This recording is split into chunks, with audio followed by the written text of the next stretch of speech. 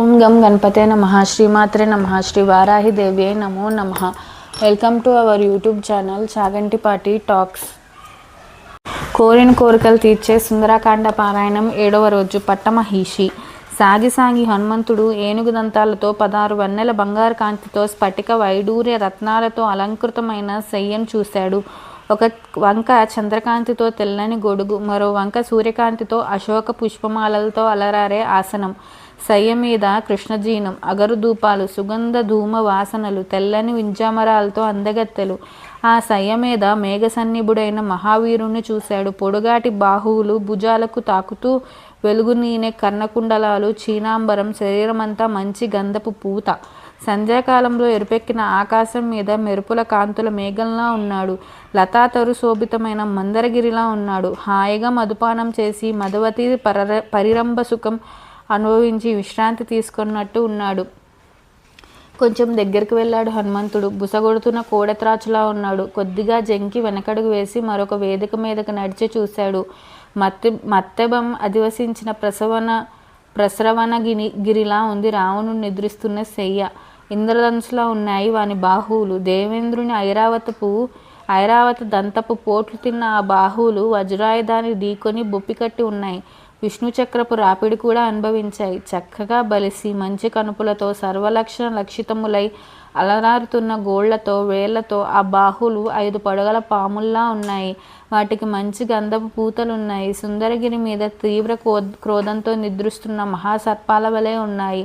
అంతటా సురుగొన్న సౌరభం, పొగడపూల పరిమళం, మధుర మదిరా గంధం. అది రావణుని నిశ్వాస వాయువు.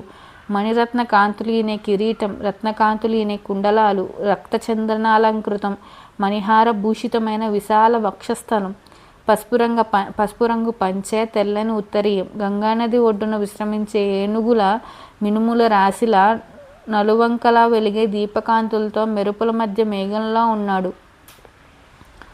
ఆ రాక్షసేంద్రుని పాద సమీపంలో కొందరు భార్యలు. వారు చంద్రవదనలు, పుష్పమాలాంకృతలు, నాట్య సంగీత కౌశలం గల వనితలు కొందరు.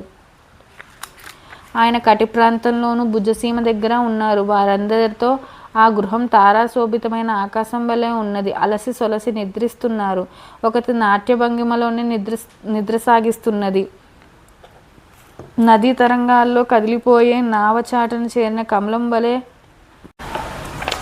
ఒక కమలముఖి వీణను కౌగిలించుకొని ఉన్నది.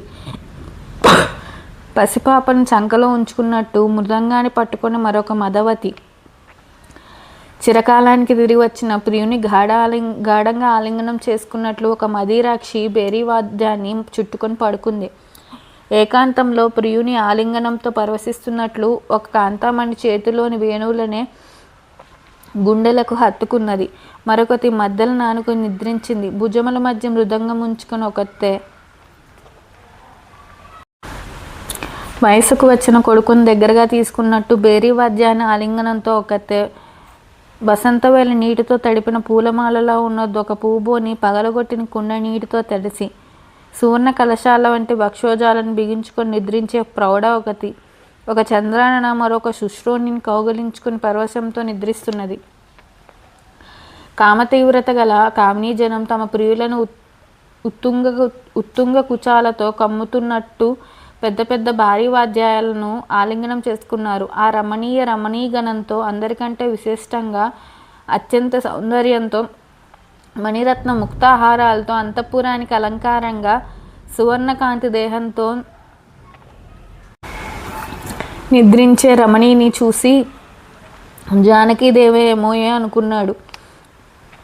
అనుకున్న క్షణంలో ఆయన ప్రకృతి విజృంభించింది. తోక నేలకు కొట్టాడు. ముద్దు పెట్టుకున్నాడు. గంతులు వేసి గానం చేశాడు. సంతోషంగా నవ్వుతూ స్తంభాల మీద దూకడం ఆరంభించాడు.